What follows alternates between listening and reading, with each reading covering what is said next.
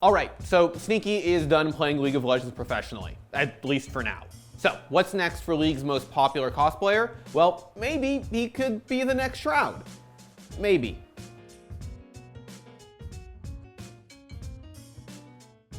All right, so back when everyone was losing their minds about League of Legends off-season roster moves, a lot of people had one pretty simple question. What's gonna happen to Sneaky? I would just say that at this point in time, I'd be surprised if he starts week 1 of LCS. If you don't know who Sneaky is, he's probably one of the 3 or 4 most popular League of Legends players in North America. He's played in almost every single split of the league. He was a superstar AD carry for one of North America's most popular teams for like 7 years. And, well, he's really good at cosplay. Seriously, this is impressive. Whoever does his makeup is amazing. Anyway, while players like Huni, Broxa, and Sven Scared were making headlines during the offseason, guys like Sneaky were sort of left out in the cold. Let me in! Let me in! Notably, people were upset that guys like Pobelter, a veteran talent, and Damonte, a promising young rookie, didn't get a starting spot on any of the LCS rosters.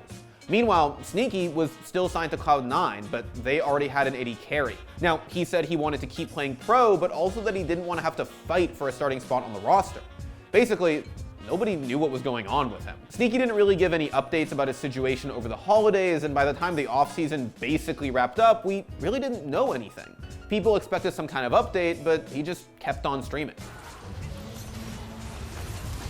Oh my god. It's so nasty. It's so fucking gross.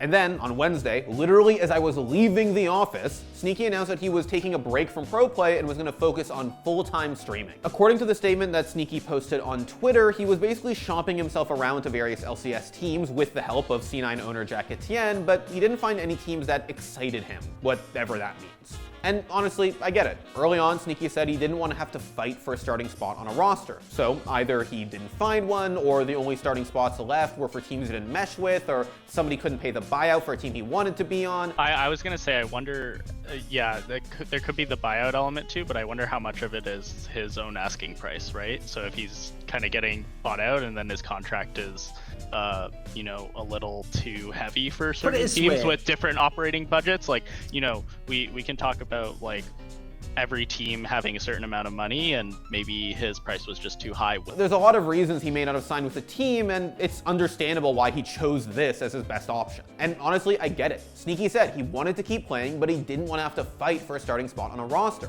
So either he couldn't find that starting spot, or he found starting spots with teams he didn't mesh with, or he was just getting offers from teams that couldn't buy out his contract. It's understandable that streaming was the best option, at least for now. People are looking at the face value of Sneaky himself, when I think if you're a GM, you're not just thinking of Sneaky, you're also thinking of the cost of acquiring his contract as you're making this decision.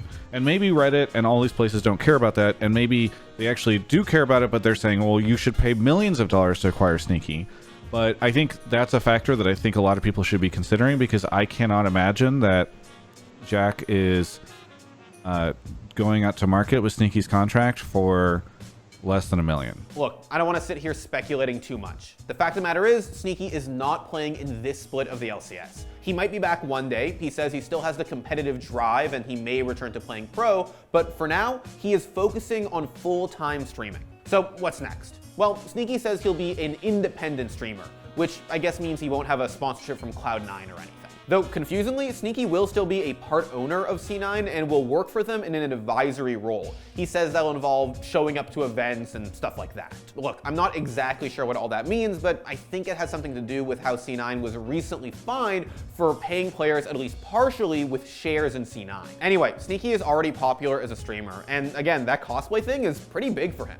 He's already pulling in a decent chunk of change from Patreon, and who knows, maybe that'll even increase with the move to full-time content creation.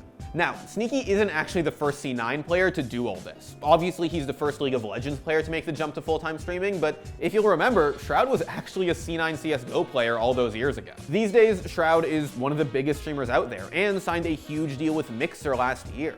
You've got to imagine that Sneaky thinks that that kind of retirement plan is at least a possibility for him, and honestly, who wouldn't be angling for that? I'm making moves. Benji misses you. Oh, hi, Benji.